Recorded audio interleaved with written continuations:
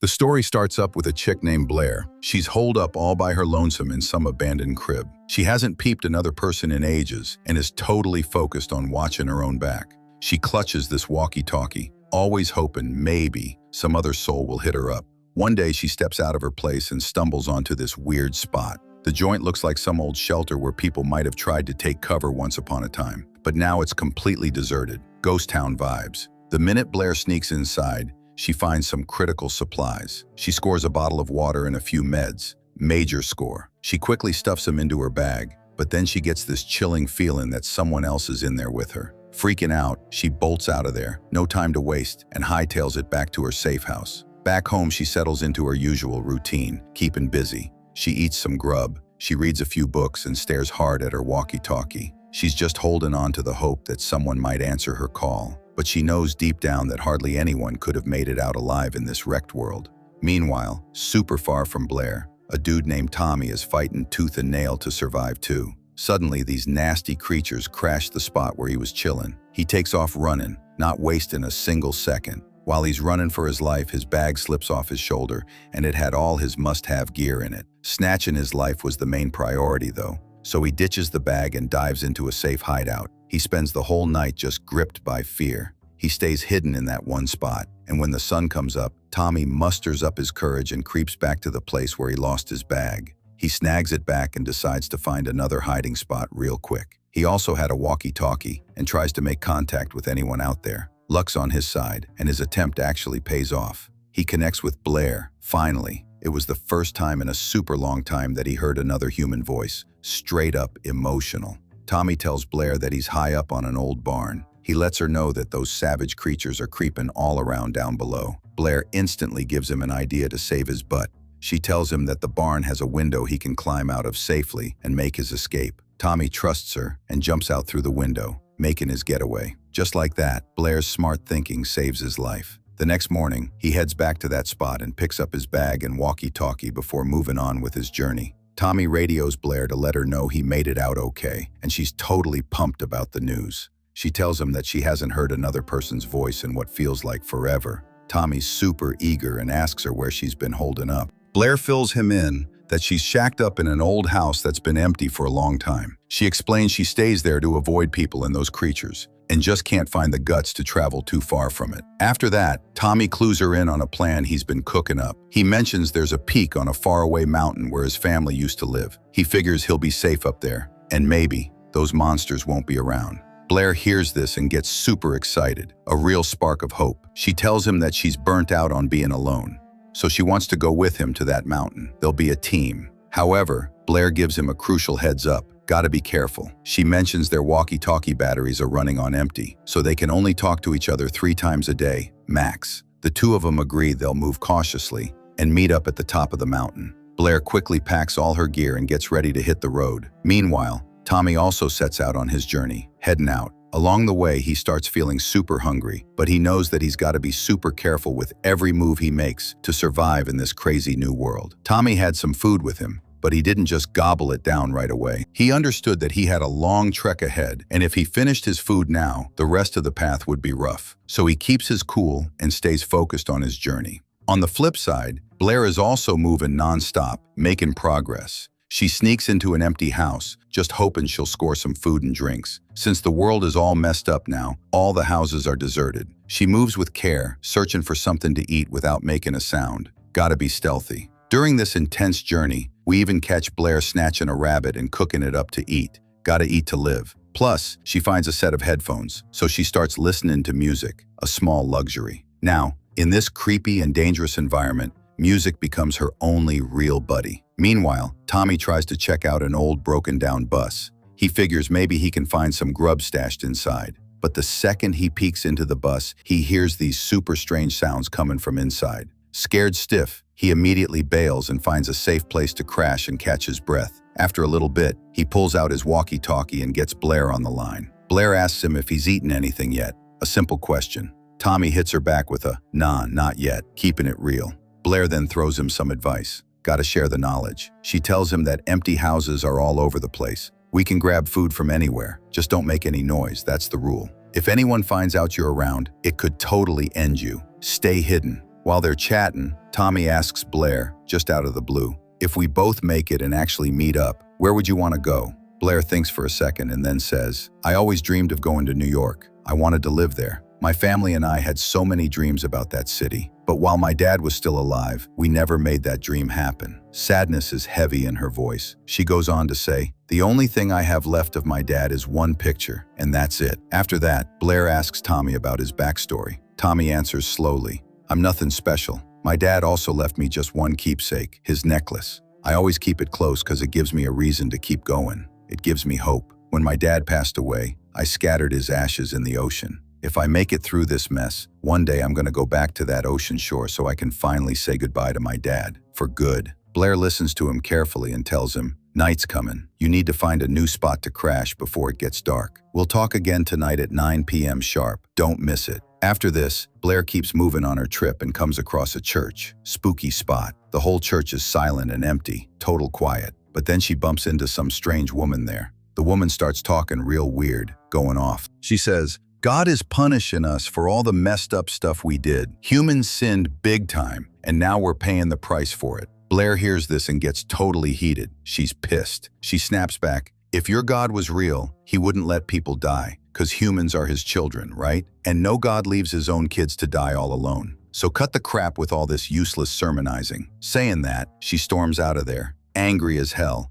and keeps moving forward on her journey. It got late into the night. Tommy breaks into an empty house and starts looking for food and water. After scrambling around for a bit, he manages to find a little bit of food. A lucky find. But the second he tries to slip outside, he spots a terrifying creature right there. He panics and runs off super fast, but he stumbles hard and hits the ground, and the next second, that nasty creature is standing right over him. Tommy thinks this is it, his final moment. But the crazy thing is, the creature doesn't hurt him, it just stares. After staring at Tommy for a few seconds, it just walks away, weird as hell. Tommy somehow gets away with his life and runs like crazy to a safe spot to hide. He's totally out of breath. His heart is pounding like a drum. He immediately grabs his walkie-talkie and calls Blair up. He says, a creature just jumped me, but it didn't finish me off. I made it out alive, somehow. Blair's shocked when she hears this. She says, how is that even possible? Everyone who's run into these things never made it out alive. What was different this time? Tommy's voice gets heavy. He whispers, when these creatures first showed up, they killed my dad, my mom and sister too.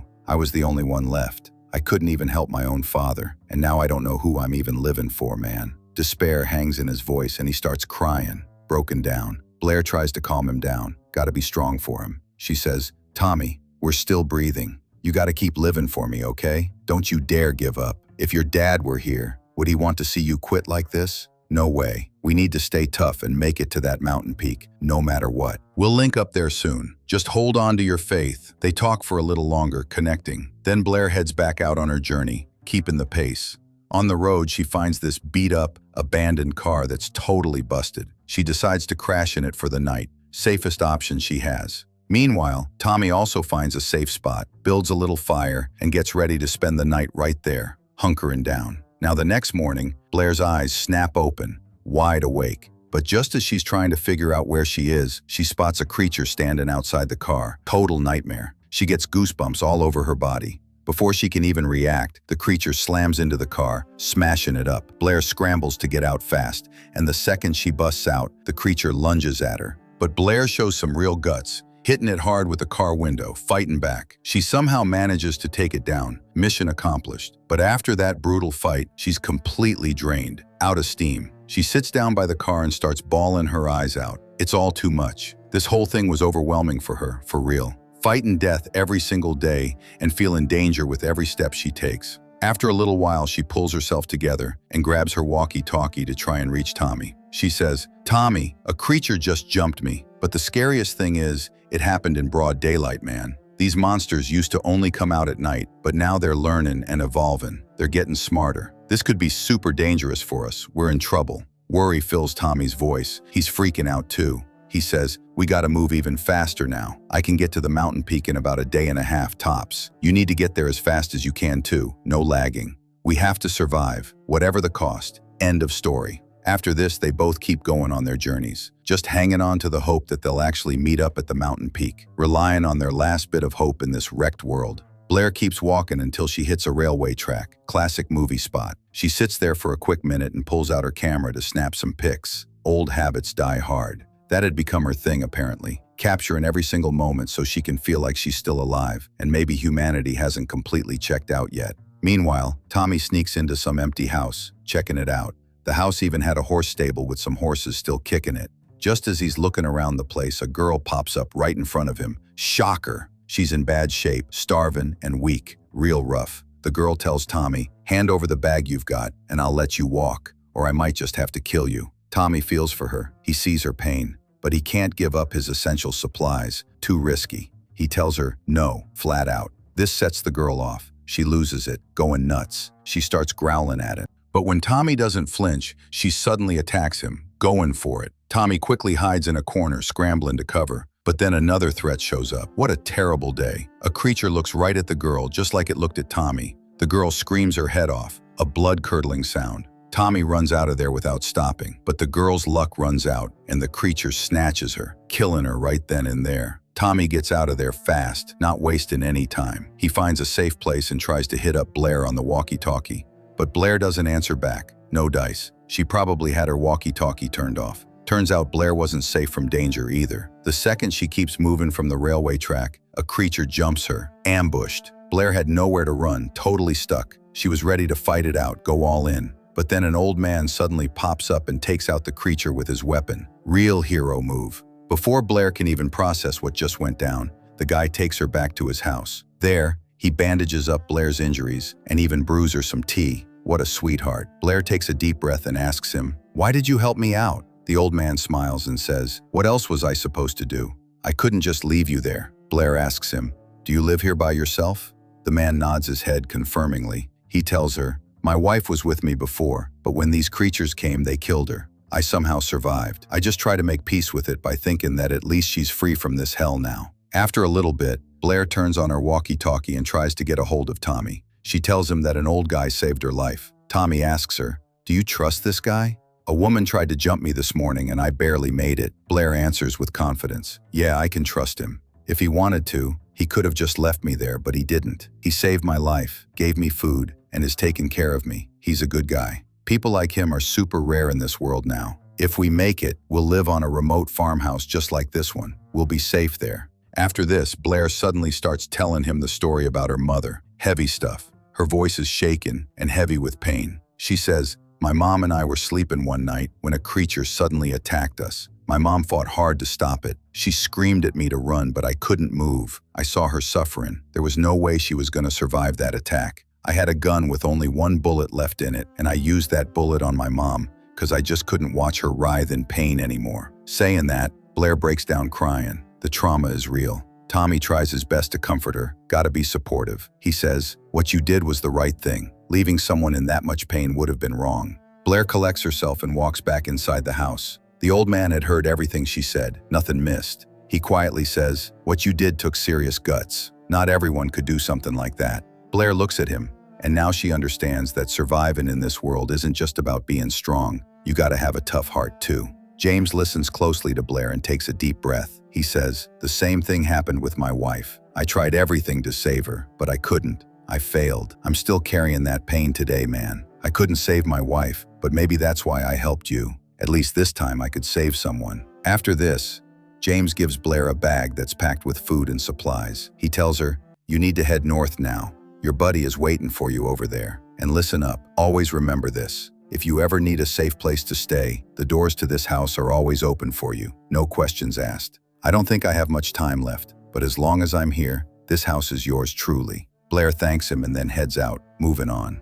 Meanwhile, Tommy is sitting in some lonely spot. He's munching on the last of his food. Suddenly, he gets this weird feeling that someone else is around. Not good. His heart starts pounding hard. And just then, a creature bursts out of the darkness and attacks him. Surprise attack. Tommy fights with all his might, trying to get away from it, go all out. But that creature is seriously tough, deadly even. Then he spots a big rock close by, a potential weapon. He puts every ounce of strength into lifting that rock and slams it down on the creature's head. Crack! The creature screams in agony and collapses right there, done for. Tommy breathes a huge sigh of relief, But he knows the fight ain't over yet, not by a long shot. He immediately snags his walkie-talkie and tries to hit up Blair, but his battery dies right then and there. Terrible timing. On the other side, Blair also wanted to talk to Tommy, but her walkie-talkie is also completely dead, totally useless now. Instead of throwing in the towel, she tosses the walkie-talkie aside and keeps going on her trip. Gotta keep moving. Tommy keeps traveling until he finds a house, and he crashes there for the night.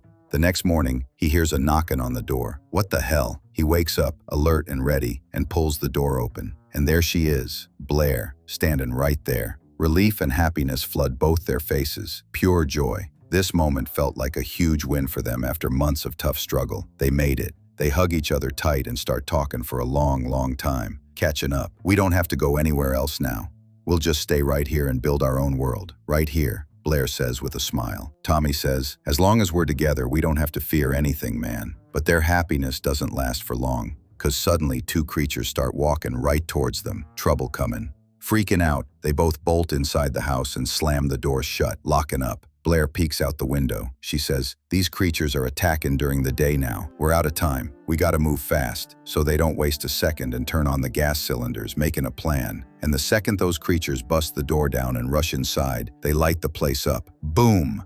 A massive explosion rocks the house in a matter of seconds. The whole place goes up in flames, big time. Tommy and Blair slip out the back door and just stand there, watching their only shelter burn to the ground. But they haven't given up, not a chance. Tommy says, it's all good. We'll just build another home. No biggie. Blair agrees with him, staying positive. Just as they're about to relax, another terrifying sound echoes from the mountains. Oh man. They look up. Fear is painted all over their faces. Pure terror. Tommy and Blair look at each other, a silent understanding. They both know this threat is bigger than anything they've faced before. But they also know now that as long as they stick together, they can take on any danger that comes their way. That vibe is what ends this flick, the spirit of survival. Now will these two make it out alive from that terrifying creature, or is this the end of their story? We'll only find out in the next one. Stay tuned. But as always, thanks for watching until then.